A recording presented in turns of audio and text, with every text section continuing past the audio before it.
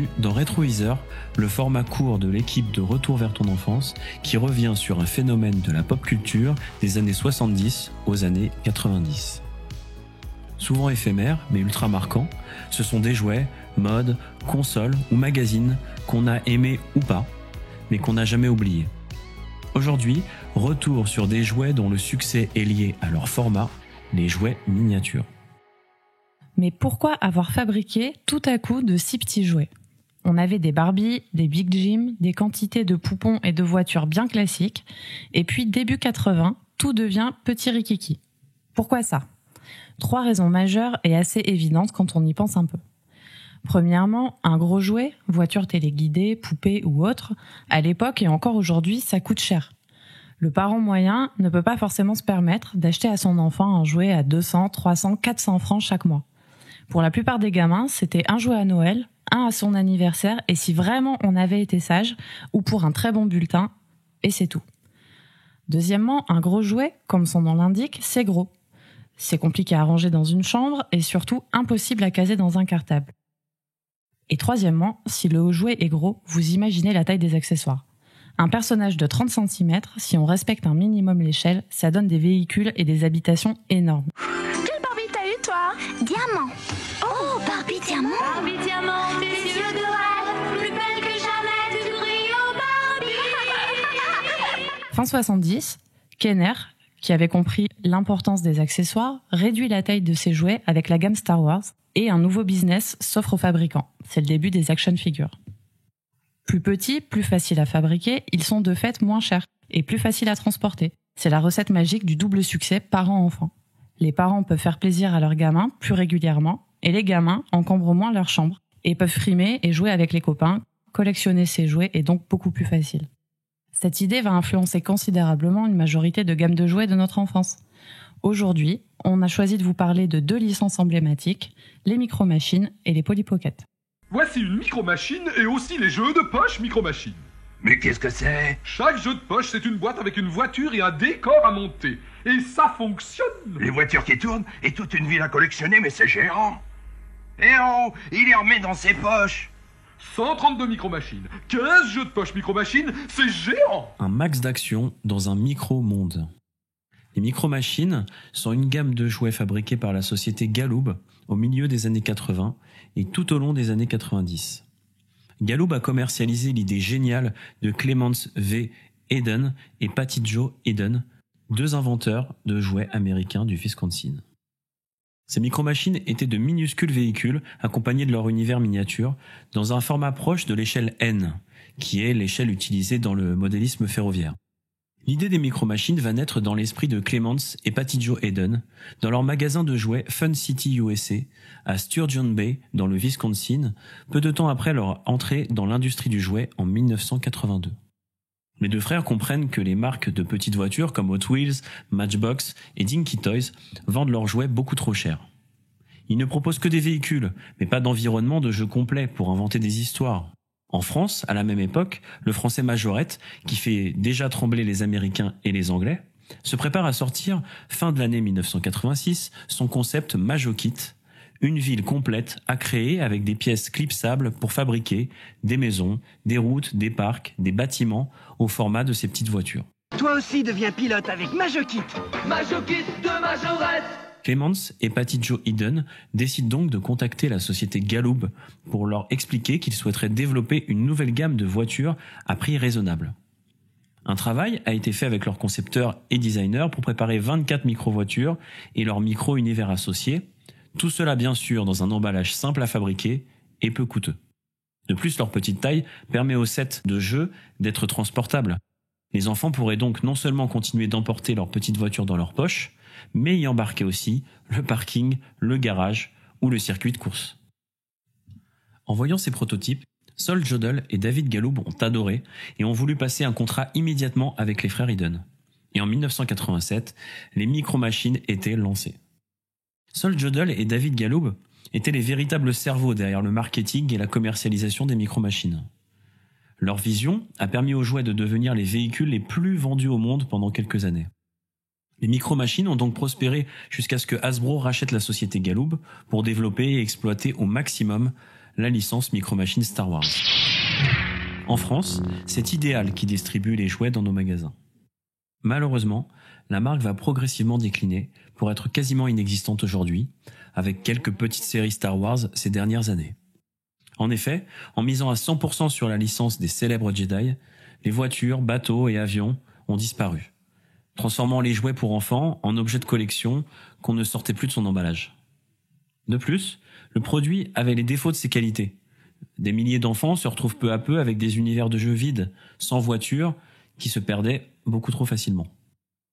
Une vraie technique marketing qui proposait de racheter sans cesse des véhicules de rechange, mais qui en parallèle créera progressivement une lassitude des parents et de leur porte-monnaie. Micro Machines se caractérise par de nombreuses séries à thème ou à licence.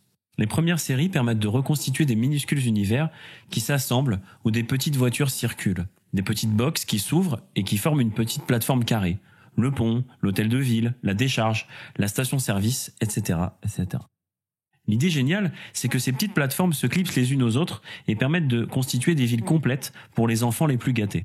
Mais les gamins moins riches pouvaient aussi s'amuser avec un budget réduit, puisque le concept initial, c'était justement d'être portatif. Donc, dans la cour d'école, tout le monde était à la même enseigne.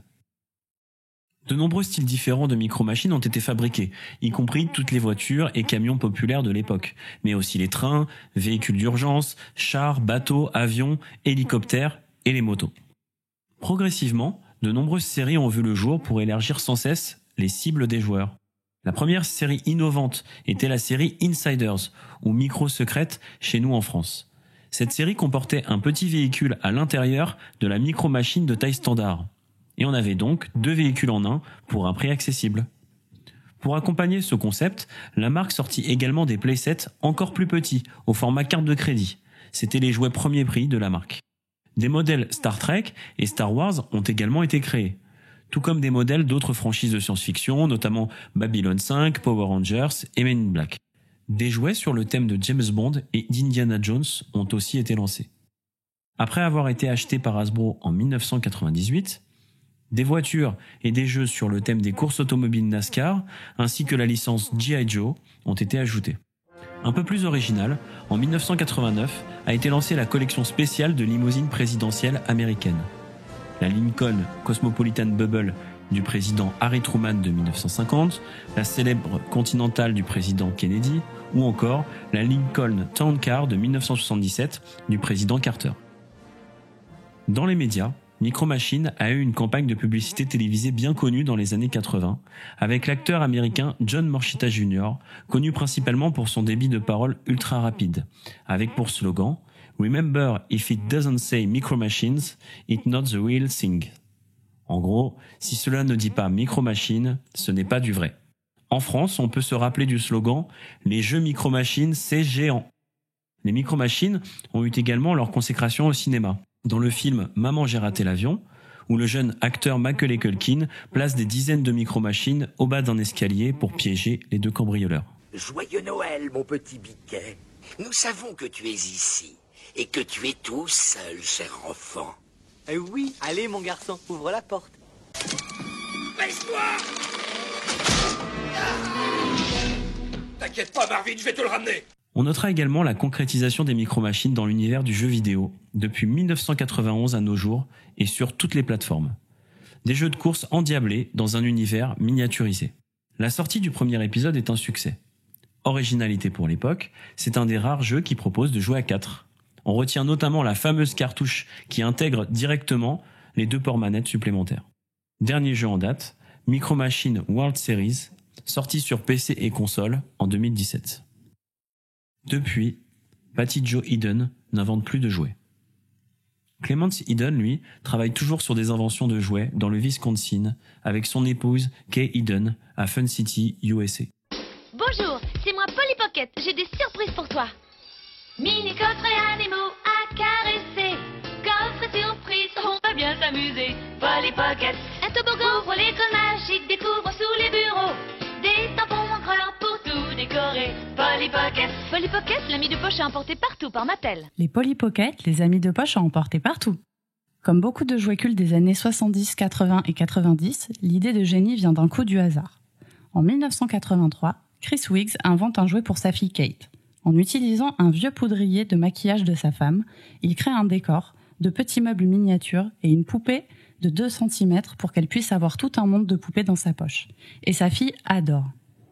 Convaincu du potentiel de son invention, il la développe, l'améliore et la propose au fabricant de jouets local Bluebird Toys of Swindon. Bluebird est un fabricant de jouets modeste, nouveau sur le marché puisque présent seulement depuis 1980. Ils se sont depuis fait connaître, en plus des Polly Pocket, avec la gamme Mighty Max, sorte d'équivalent pour garçons. Ils fabriquent à l'origine des maisons et univers de poupées en forme de théière, emblème du mode de vie britannique. La petite boîte familiale achète les droits à Chris Wiggs, améliore le concept et lance la licence Polly Pocket en 1989. Les mini-poupées de 2 cm, tout en plastique, ne sont pas très détaillées. Niveau visage et vêtements, c'est assez basique, mais ce sont les décors et les univers qui sont ultra travaillés et rendent ces jouets incroyables. Le sens du détail de ces playsets en petites valises est impressionnant. Chaque mobilier ou décor est pensé comme dans une vraie maison ou un vrai restaurant. Elles sont plébiscitées par les petites filles qui peuvent les emmener à l'école. Contrairement aux Barbie ou autres grandes poupées, elles peuvent grouper les mondes avec leurs copines dans la cour et aussi crâner un peu quand elles avaient le plus beau modèle, le palais le plus grand ou la version avec les animaux. Les formes trop mignonnes des maisons font aussi leur succès. En étoiles, en cœur, en coquillage, autant d'écrins pour des scénarios trop cool. L'imagination des créateurs est sans limite et les déclinaisons infinies. Maisons de plage, chalets de montagne, cérémonies de mariage, appartements coquets, restaurants, bowling, bureaux, piscine, poney club, bref, leur format les rend ultra pratiques, mais aussi très faciles à perdre, ce qui est indiscutablement le défaut des Polly Pocket. Malgré le succès, la marque n'est pas assez puissante pour résister au géant Mattel qui la rachète en 1998. Plus que de l'amour à partager par Mattel. Ce rachat signe hélas l'arrêt de mort des Polly Pocket de notre enfance avec l'arrivée d'une nouvelle génération bien plus grande, 5 cm en moyenne, et des univers plus imposants. Des produits dérivés tels que des films d'animation sortent mais ne retiennent pas l'attention des fans de Polly Pocket vintage car trop éloignés de l'univers de départ. Aujourd'hui, certains playsets Polly Pocket se vendent plusieurs dizaines voire centaines d'euros pour les pièces les plus belles. Complètes et en parfait état, car à force d'utilisation, les mini-charnières et les tout petits mécanismes d'animation en plastique se sont souvent abîmés ou cassés, et comme on vous le disait tout à l'heure, les poupées, tellement petites, ont souvent été perdues depuis le temps. Un seul petit personnage, selon sa rareté, peut se vendre entre 3 et 15 euros sans problème. On avait des trésors sans le savoir. On a été la génération où la pirouette s'opère. Pour la première fois, ce ne sont plus les poupées ou les voitures qui passent au premier plan. Ce qui était considéré alors comme accessoire devient un univers et c'est donc l'univers que l'on garde et la poupée ou la voiture que l'on renouvelle et qui devient l'accessoire. Malgré tout, on est arrivé aux limites de la miniaturisation et on remarque que pour filles ou garçons, ce phénomène initié par de petites entreprises familiales ne survit pas au rachat par les géants du secteur, Hasbro ou Mattel, qui font perdre leur identité et leur saveur aux mini-jouets. Nous espérons que ce nouvel épisode de Rétroviseur vous a plu. Si c'est le cas, n'hésitez pas à liker, partager, bref, vous manifester pour nous aider à continuer de vous raconter de belles histoires sur l'enfance de chacun d'entre nous. Refaire vivre ces souvenirs, c'est le moyen de rêver encore un peu. On vous dit à bientôt pour une prochaine histoire.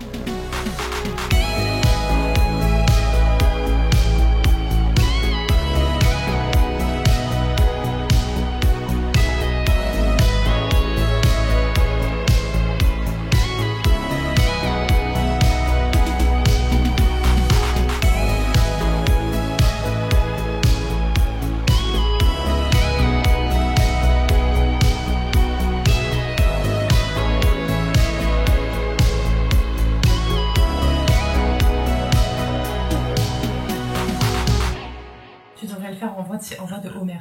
Oh punaise, les premières séries permettent de reconstituer des minuscules univers où ressemblent des petites voitures.